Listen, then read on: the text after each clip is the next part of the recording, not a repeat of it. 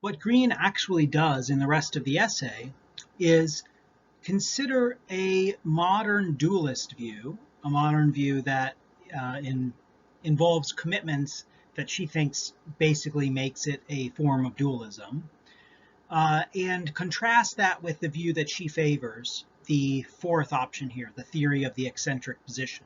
And in doing that, she says more about this fourth option that she favors and a little bit about what its advantages are over the dualist alternative.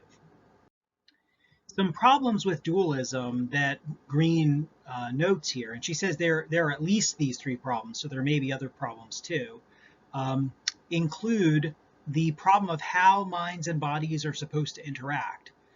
Remember that Descartes had said that the mind is one kind of substance, and physical objects and bodies included among those are another kind of substance.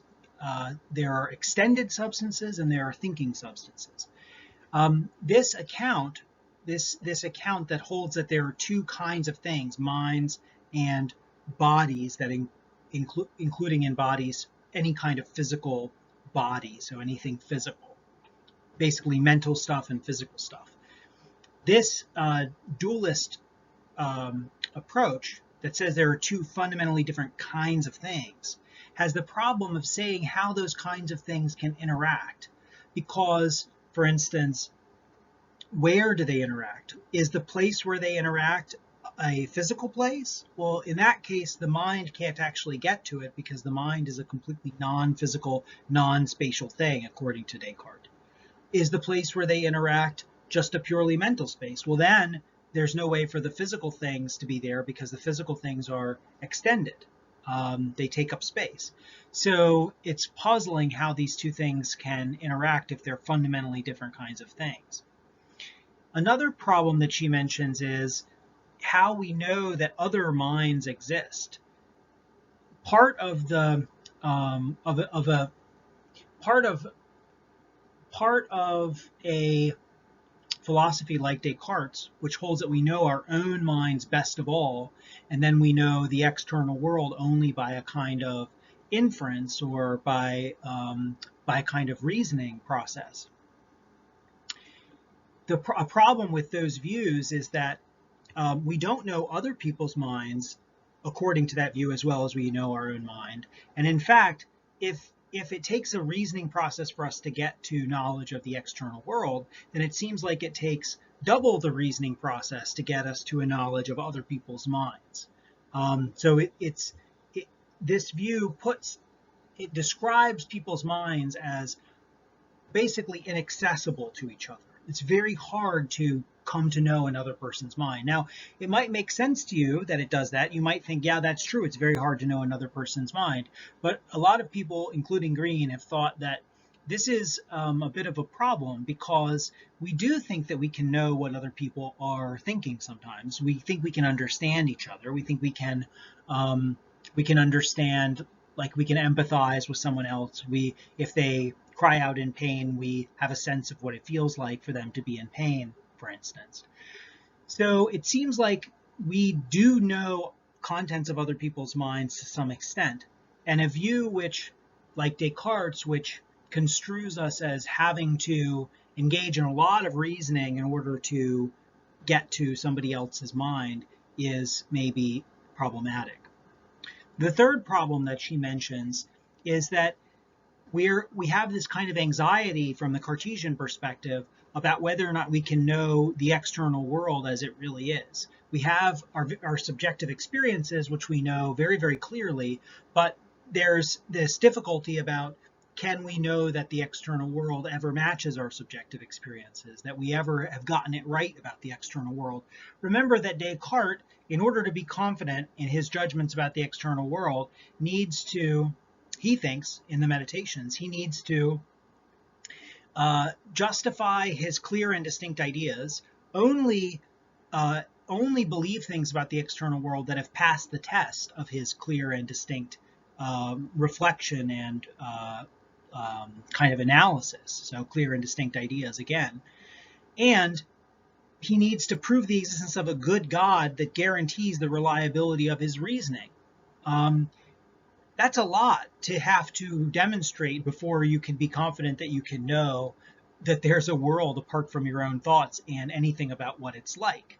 And so this problem, this anxiety about whether or not we can know the external world and what the external world itself is actually like, is again, Grene wants to argue, is a problem that we've inherited from Descartes' philosophy, from his way of thinking about the relation between man and nature, which for Descartes is a relation between minds and bodies.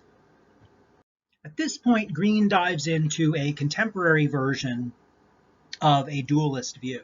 This view was espoused by John Eccles, who was a neuroscientist in the mid-20th century, and he was borrowing some ideas from Karl Popper, who was a philosopher of science in the early part of the 20th century.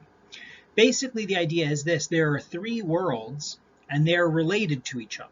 Okay, so there are three kinds of objects, according to Eccles' view. There are physical objects and states, and there's a list here on the screen. There are, in World 2, there are states of consciousness, subjective knowledge and experiences. And then in World 3, there is knowledge. So the reason why Eccles thought World 3 is necessary is that, for one thing, if there is such a thing as knowledge, then it must be shared. It's something that all people can access if they reason in the right way, or if they, if they are approaching things in the right way. Whereas World 2 seems to be kind of private. It's like each one of us knows our own states of consciousness very well, but we don't know others except by a kind of inference. So how do you get objective knowledge? How would you get objective knowledge if there was just a World 1 and a World 2? You need there to be a World 3 in order for there to be such a thing as objective knowledge. Notice that the rationale for positing a World 3 here is very similar to Plato's rationale for positing a world of forms.